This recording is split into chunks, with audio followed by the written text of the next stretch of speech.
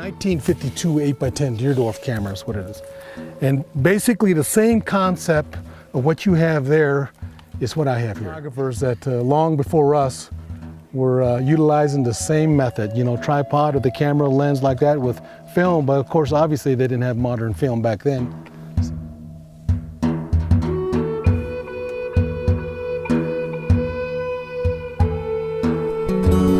And the Anasazi had the great idea of gathering the rock formations, you know, that did fail and did crack, and started stacking it up to make their dwellings with. Okay, shutter speed to be 400. 400.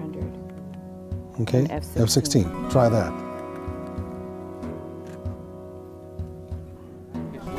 Cool, high five? Yeah. Did it again, huh? Yeah, yeah.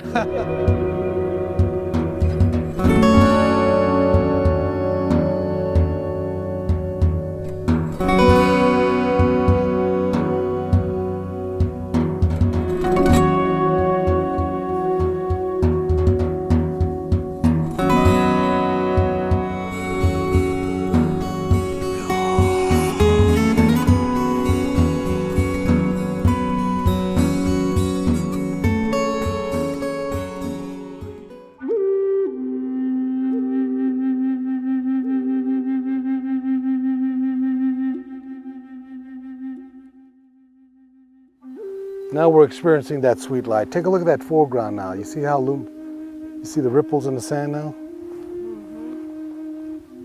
Let's take a look at that. Let's take a look at that sweet light happening there. Would you a sweet down You see below? that? Yeah. Yeah, you see that right? Sweet. Back up inside there. Yeah. See, Oh, it look makes at that. all the difference in the world, doesn't it? Yeah. Absolutely, that lighting. As soon as you feel like you've gotten enough shot here, turn around 180 degrees and look at the backside, okay?